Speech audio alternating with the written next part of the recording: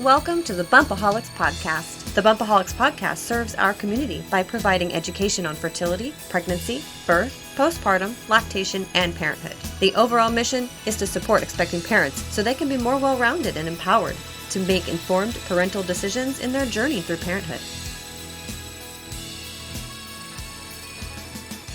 Now sit back, listen in, and join us for today's episode of Boob Talk. Welcome to Bumpaholics with KCWM. Be sure to follow us on Facebook, Instagram, YouTube, TikTok, Twitter, MeWe, at the handle of KC Women's Ministry. So I am Brittany. I am a birth doula and a bereavement doula. And I'm Cindy. I'm Administrative Director for KC Women's Ministry, a birth doula, and training on my postpartum doula. I'm Jamie Mackey. I'm a birth doula and also the Director of Technology with KCWM.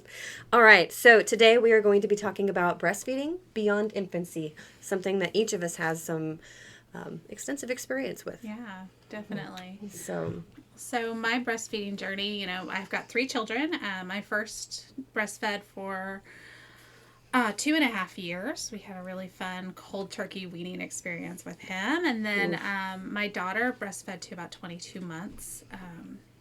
We were really going strong. And then I became pregnant with my third unexpectedly. And breast tenderness and all that fun stuff that goes along with it ended up kind of curtailing that. And my youngest chose to only breastfeed till 6 months. And he weaned himself at that young of an age. So, yeah. That's a young age to wean. Yeah.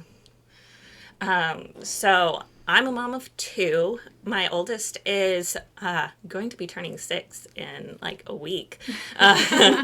When did that happen? But I nursed him up until like 3 months ago. Wow. When I decided I had enough and we just stopped. But I nursed him through my pregnancy with my second, and we tandem nursed, and I'm still breastfeeding my daughter, who is going to be turning 3 in a few months. That's awesome. Wow. That's amazing. So I have 3 children myself, and I breastfed the first one until she was 2. It was about 3 months into my pregnancy with our second child that I basically dried up, and she wasn't getting milk. It was like nails on a chalkboard. So we stopped. A lot of emotional baggage to go with that. Yeah. But, so I nursed my second child again until I got pregnant, right around her 18-month age or 15 months. It was 15 or 16 months because they are almost exactly 2 years apart. So, I was a little sad on that one, but I'm on my third baby. I am still breastfeeding him, and he will be 18 months in about a week. Nice. So we're at 18 months now, and I don't plan to stop anytime soon. Yeah. So we've got a good go of it. So, what, in your opinion, and as far as the facts go and how the health organizations and everything define it, what makes it beyond infancy? I mean, obviously we've got 3 very different experiences here. My children are all teenagers, so at this point for me, I'm well past the stage. And a lot of research has changed since I had kids little who were breastfeeding. We were going through that. So for you and for who and all of that, what makes it beyond infancy? Well, generally, if you are still breastfeeding after a year of age, it is beyond infancy. I mean, that is the culture in the United States right now, is you breastfeed to a year and then you stop. Right. So, I mean, that's changing slowly. It's definitely changing very slowly. You see a lot of, what's the word I'm looking for? Resistance, maybe?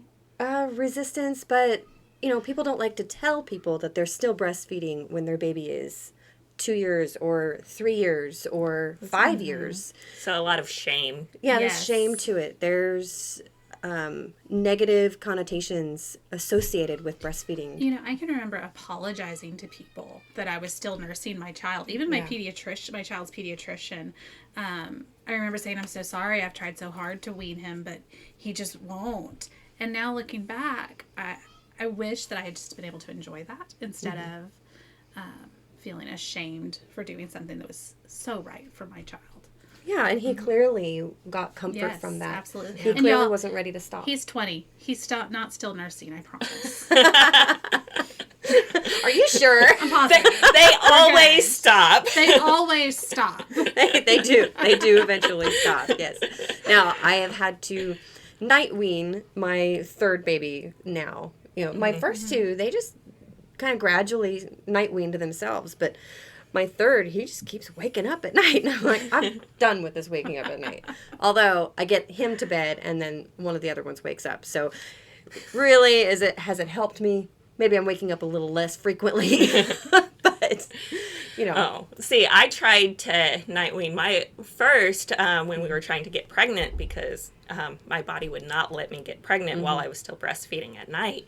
And when we night weaned him, like we were able to, but he was waking up more often and I was getting less sleep. And then I was pregnant. Oh, man. It was so exhausting. It's funny because for me, with all three of my kids, night weaning was the last one. We weaned day weaning first and then our nights. How funny is that? Because for me personally, that comfort of being able to get them to sleep and they stayed in the bed with us, we co-slept. No controversy here about that one, please. We co-slept. It was best for my children, except for my third, who, like I said, weaned himself at 6 months, had no interest in co-sleeping, and has always been very independent. So It's personality type. it really is. It's personality. So what are the benefits, as far as the World Health Organization, what are the benefits of breastfeeding beyond infancy? Oh, there are a lot. It gives your child a good portion of nutrition through their second year. It gives them 29% of their energy requirements. Wow. 43% of protein requirements. Wow. 36% of calcium requirements. 76% of folate requirements. For that brain development, guys. Yeah. 94% of B12 requirements. Wow, that's phenomenal. And then 60% of vitamin C requirements. So when you get to that stage and like that second year, toddlers become picky eaters. Very picky. And whenever you are, if they are breastfeeding still, it just takes that worry off your shoulders that they are getting a good portion of their nutrition still from your milk. So if they're going through a Dino chicken nuggets and All I want is peanut butter. milk chocolate, I don't know, peanut butter phase. Yeah. We Yeah. went through some weird phases. Yeah. So if they're going through that kind of phase, you at least know that they're still getting a lot of nutrients and nutrition and still on their diet. The other aspect to that, too, is they are learning how to comfort themselves. They're learning what comforts them, what helps them regulate those emotions, and they get to know that mom is always going to be there. You know, as they get older, they are learning mom can leave, or dad, or parent, they can leave their side, and where are they going? Right. You know, it's that 6 month mark where they're starting to realize my caregiver left the room and they don't know what's beyond that. It doesn't exist. So my caregiver is no longer in my world, and that's detrimental. So breastfeeding gives them that stability. The home base that they can come back to. Yeah, Right. that home base. You know, I got a boo-boo. I need mommy. I need caregiver. I need you know, whatever you call yourself. I need this person who gives me that comfort and who helps me through this moment of despair, or you know, in their eyes, despair. Yes. You know? So we've talked a little bit about the perception. We've talked a little bit about the shame that in our culture in America right now is associated with breastfeeding past a year. And you guys, that was really big when my kids were little and I was breastfeeding past a year. But what are some of the other perceptions that people have about why you shouldn't breastfeed about past a year? Well, a lot of people think it's bad for your teeth, bad for the kids' teeth. Or they get it confused with a bottle feeding. So bottle feeding and breastfeeding is completely different in the way that a child has to hold their mouth and that mouth structure, how that works with the bottle versus a breast. The breast is made to manipulate and move with the baby's mouth. Right. It's not, it doesn't put enough pressure to move the palate around, to move those teeth out of position. It molds with their mouth. So it actually helps formulate a really good mouth structure because it just takes up the space instead of being a solid piece going in the mouth, pushing and putting pressure on those teeth.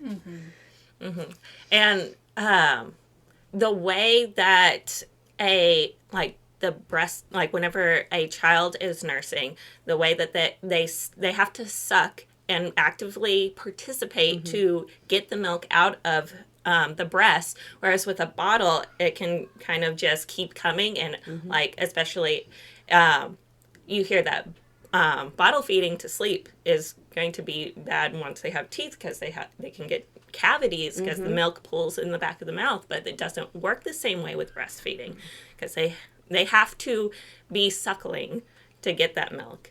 And so it's not going to pull in the same way. Right. Well, and the other aspect, too, is the milk, the breast milk has a very high content of calcium, as you indicated for us earlier.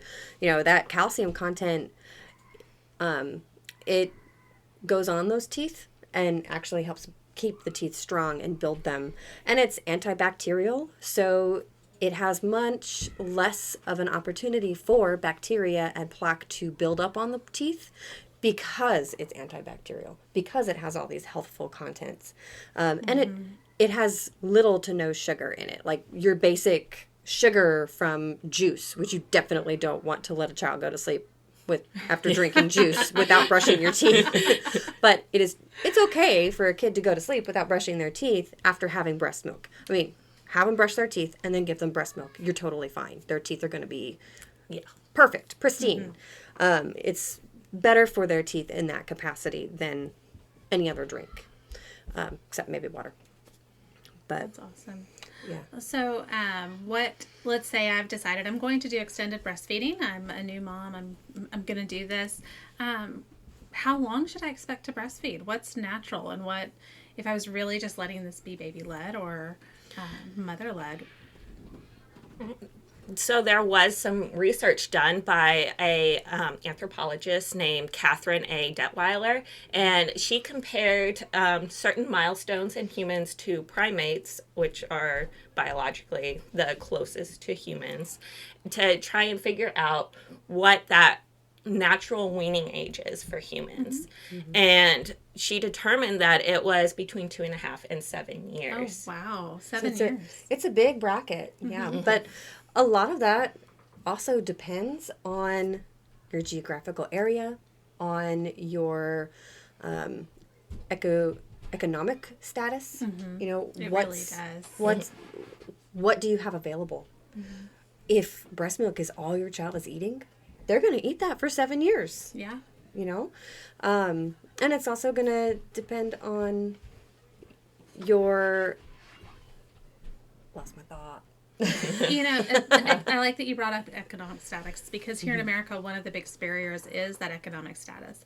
A lot of women who are in those lower socioeconomic categories have a harder time with the extended breastfeeding because of their work and their restrictions there. Very true. So that's definitely something that we've talked about, we've run into before, and there's some creative solutions for that as well.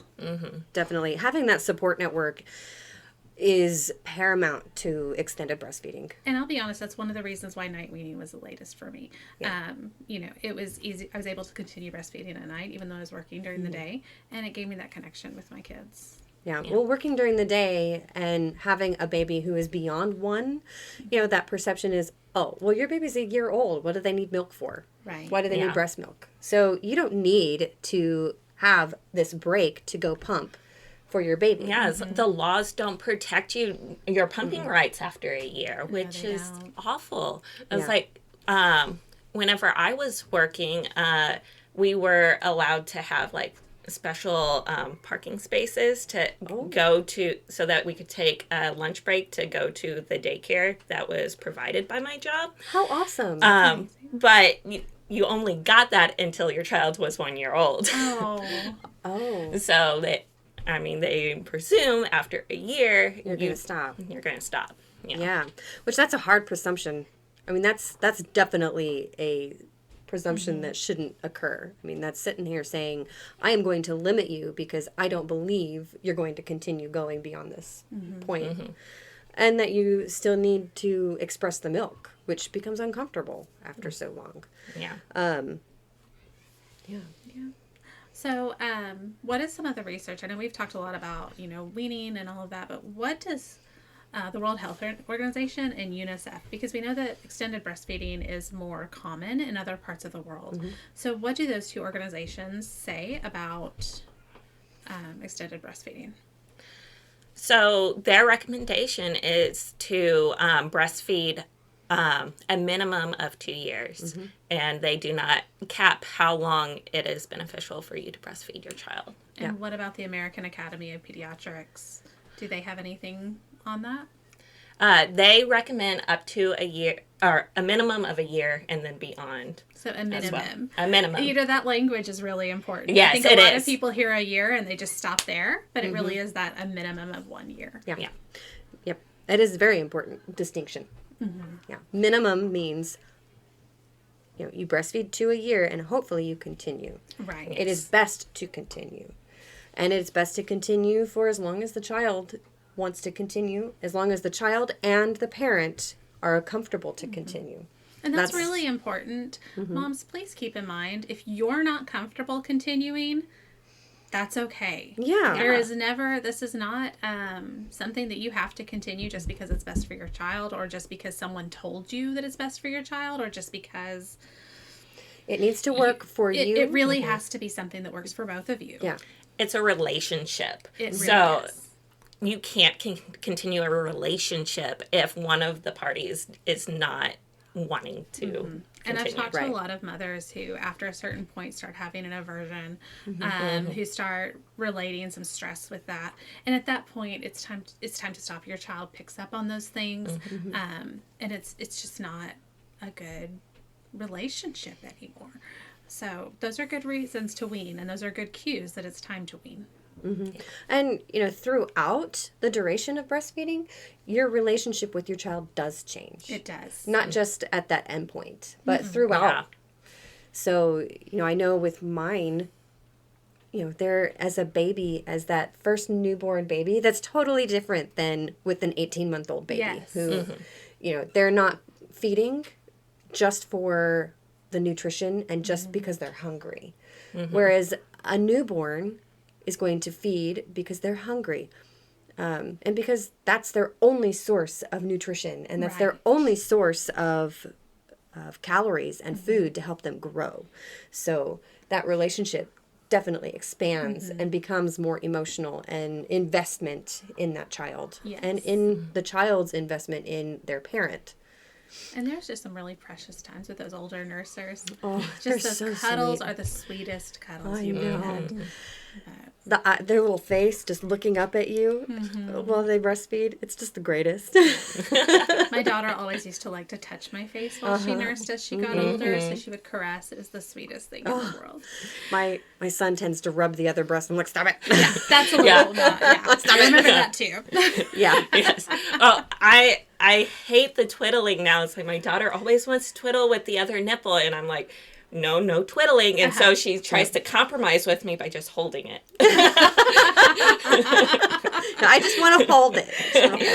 It's my source of comfort, Mom. This is my comfort blanket. I have noticed that my twiddler is now a fidgeter. So I would just start buying stock and fidget cubes because you're going to need it. Get a spinner, one of those hand spinners. So what are some ways that your supply and your breast change? Like as far as you continue to nurse, so, in those first days, you get those engorgements, your colostrum changes to milk, you have all these different things that are going on, and that continues to change as you go into extended breastfeeding and beyond infancy and well past a year. What are some changes that happen to your milk supply and to your body as that happens? So it's like once you get past that year, your milk supply seems to become quite a bit more flexible. I mean, you aren't producing as much milk in it. So you can go longer stretches without like pumping or breastfeeding, but then you also have those periods where they're cluster feeding again, just like a newborn. It's, Yeah, for no reason. For no reason. Yeah. No apparent reason. So, and with that, I want to say that you may not necessarily store the milk. You are constantly making milk on demand. Yeah. So your breasts aren't going to feel as rock hard. Your breasts aren't going to feel as full. And that's because they're not. But it's not because you don't have milk. It's simply because there's not the demand for milk right now. So my breasts have become that much more efficient at creating that milk as it's required, rather than, I know my baby's going to eat in 3 hours, so I need to start making my milk to make sure that I have enough for my baby to eat and the proper amount. Right. And remember, make sure, even if in an extended breastfeeding, make sure you're keeping up on your own nutrition, your own water intake. It's a good way to make sure that you're keeping track of what you're taking in as well. If you start seeing baby gets what you eat. I was like, I know that even with mine, Even with yours? Going on to like breastfeed at night for like several years, and if I don't drink enough water during the day, they are at the breast more frequently during the night. Yes. Because I'm just like not. They are thirsty, and I am not getting as much milk at a time. Right. Because as we know, your breast milk, you've got your foremilk and you've got your hind milk. Well, that foremilk is that thirst quencher. And if you don't have enough of that foremilk, then they're getting more hind milk. Well, maybe they're not hungry. They're just thirsty. So they're going to stop drinking before they get to that hind milk, or as they get to the hind milk, and they're going to want that foremilk. So that's the terminology difference, but which means they're definitely going to be at the breast more frequently because they're just thirsty. Yes. So, understanding the makeup of milk and the order that it's produced helps understand why is my kid at my breast so frequently. Yes. Stop it. I want to go to sleep. So, and a lot of times too, don't forget that your breast milk is very high in Immunoglobulins. Yes, immunoglobulins. The immunoglobulins. Thank you, Jamie. So, which means that your breast milk helps boost your child's immune system. So when your child is sick, your body identifies that illness in their baby, and your body then begins to create the antibodies. Thank you. I don't know why I'm drawing blanks on these things, but it creates those antibodies so that your baby can fight the illness, because your baby's immune system is still developing and it needs help. Yeah. So anything you can do to help your baby, the immunity that you can provide to your child through breastfeeding at all, and then through extended breastfeeding, it lasts them a lifetime. Absolutely. And it's absolutely phenomenal, the health implications of a child who's been breastfed. I promise you guys, they don't nurse forever. You might feel those like let that. down things forever. I promise there's still days. I'm 14 years post breastfeeding, and there are still times when a baby starts crying, and I have to. you're like, It's like an instinct. something's happening. Tinkling. There's this odd feeling. You can't describe it to anybody who's never felt that before. I always describe it as a bee sting. Mine was always just this pressure. Pressure. It was Yep. like a wash of pressure. Now it's more of the tingle that Jamie says. But my initial, through the newborn stage and through up to 6 months or so, probably even more like 9 months, I would get this sting, like a bee sting at the nipple as I let down. That's what it would feel like for me whenever, like, when they were younger and my breast would get, like, really full. Yeah. Like, it would, whenever I felt a letdown, it would hurt. Yeah, it's like, bee sting. And someone would be like, are you okay? I'm like, it's a letdown. It's okay. Just give me a second. It'll pass. All right. So this has been such a good talk about breastfeeding beyond infancy, and thank you guys so much for joining us. Yes, thank you for joining us here at Keeping Keeping Community Women's Ministry, or KCWM. Remember, we are on Facebook, Instagram, YouTube, MeWe, and TikTok. You can find us with the handle at KC Women's Ministry. Thank you so much for joining us. We have loved talking with you. Bye! Thank you for hanging out with us. We loved having you here. Don't forget to hit that like button because you know we deserve it. Leave a comment to let us know why. And since you enjoy this video so much, go ahead and subscribe to our YouTube channel. While you're at it, click the notification icon so you're alerted to all of our future content. Your participation and constructive feedback helps us grow and shapes our community that you can be a part of. Be sure to follow us on all of our socials so you can stay in the loop for upcoming videos, live events, fundraisers, and Patreon goodies. As you know, the details will be found in the description below. Thanks for watching, and we can't wait to see you in our next video.